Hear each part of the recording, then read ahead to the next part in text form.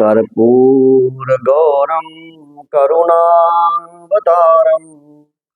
संसारसारं भुजगेन्द्रहारं सदा वसन्तं हृदयारविन्दे भवं भवानी सहितं नमामि।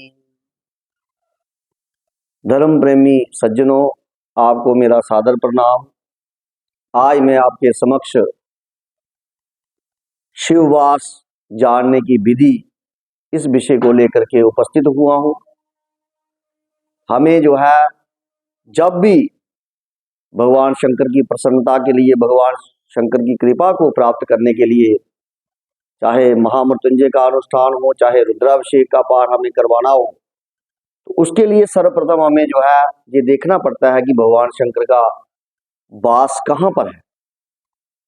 उसके लिए जम्मू कश्मीर के प्रसिद्ध विद्वान, ज्योतिष के प्रसिद्ध विद्वान श्री राघवेंद्र पंचांग के निर्माता आदरणीय प्रोफेसर चंद्रमौली राणा जी ने अपनी पंचांग श्री राघवेंद्र पंचांग के पेज नंबर जो है वो 44 के ऊपर जो है बड़ा स्पष्ट लिखा है, बड़ा सुंदर ढंग से इन्होंने इसका वर्णन किया है। ये सामान्य आदमी भी जो है इसका ये मुहूर्त जो है वो निकाल सकता है, देख सकता है कि हमने घर में जो है अनुष्ठान करवाना है, क्या इस दिन भगवान शंकर का निवास जो है वो कहां पर है। तो इन्होंने लिखा है तिथिम च द्विगुणीकृत्य पंचभिश्च समन्वितम सप्तमी तस्तु हरेर्भागम शेषम शिववास उच्यते एके कैलास वासम च द्वितीये गौरी सन्निधौ तृतीये वृषभारूढ़ं चतुर्थे च सभास्थिते पंचमे भोजनम चैव क्रीडायान्तु रसात्मके शून्ये श्मशानके चैव शिववासस्य योजि। इन्होंने लिखा है कि वर्तमान जो तिथि है उसको 2 से उसको गुणा करना है, 2 से उसको मल्टीप्लाई करना है और उसमें 5 को जोड़ना है, 5 को उसमें प्लस करना है 5। उसके बाद जो संख्या आए उसको 7 से भाग देना है। अगर शेष 1 बचे तो शिववास जो है वो कैलाश पर होता है, 2 बचने पर गौरी पार्श्व में, 3 बचने पर वृषभारूढ़ और 4 में सभा में और 5 में भोजन में, 6 में क्रीड़ा तथा शून्य में शमशान में भगवान शंकर का वास होता है। और इसका फल क्या है तो क्या कैलाशे तो भवेत् सौख्यम गौर्या यान्तु शुभम वदेत वृषभे च श्रिया प्राप्ति क्रीड़ा संताप कारकः शमशाने तो भवेत् मृत्यु शिववास फलम वदेत। तो कैलाश में अगर भगवान शंकर का वास हो सुख कारक, गौरी के साथ सुप्रथ, वृषभ पर आरूढ़ हो तो धन धान्य की प्राप्ति, और क्रीड़ा में संताप कारक, सभा व भोजन में मध्यम फल तथा शमशान में मृत्यु फल प्रद होता है। पेज नंबर 44 पर इन्होंने स्पष्ट लिखा है।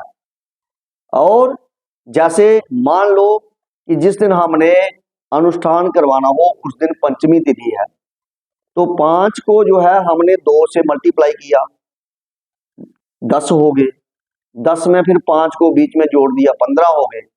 तो 15 को जो है हमने 7 से उसको डिवाइड किया, 7 दूने 14, शेष कितना बचा, 1 बचा। तो 1 में जो है वो कैलाश पर भगवान शंकर का निवास होता है। तो कैलाश पर फल क्या है, सुखप्रद है, शुभ फलदायक है।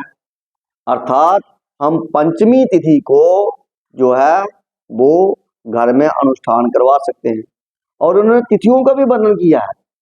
पंचमी तिथि शुक्ल और कृष्ण पक्ष दोनों जो है पक्षों की तिथियों को हम जो है घर में अनुष्ठान करवा। अन्यथा इन्होंने लिखा है शुक्ल पक्ष की द्वितीया, पंचमी, षष्ठी, सप्तमी, नवमी, द्वादशी, त्रयोदशी और चतुर्दशी, इन तिथियों में हम जो है शुक्ल पक्ष में जो है घर में भगवान शंकर के कृपा को प्राप्त करने के लिए अनुष्ठान करवा सकते हैं।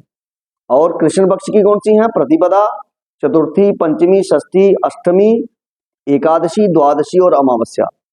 कृष्ण पक्ष की इन तिथियों को हम जो है घर में भगवान शंकर के लिए अनुष्ठान जो है वो रखवा सकते हैं।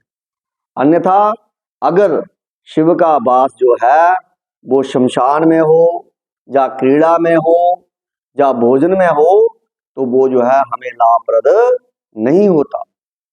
सबसे अगर शमशान में हो तो वो सीधा सीधा मृत्युदायक। हम घर में हम रुद्राभिषेक का अनुष्ठान करवाएं तो उस दिन अगर वास जो है भगवान का शमशान में है तो वो पूजा जो है वो हमारे लिए बड़ी ही कष्टदायक जो है वो सिद्ध हो जाएगी।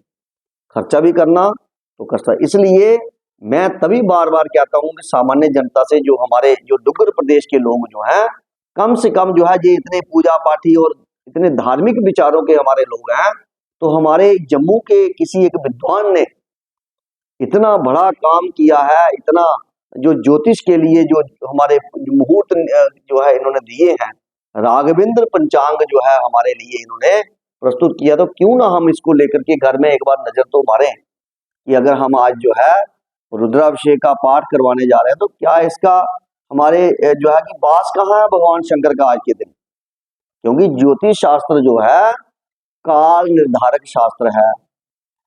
तो उन्होंने कहा है कि शुभ काले कृतम कर्म सफलम भवति, अशुभ काले कृतम कर्म विफलम भवति।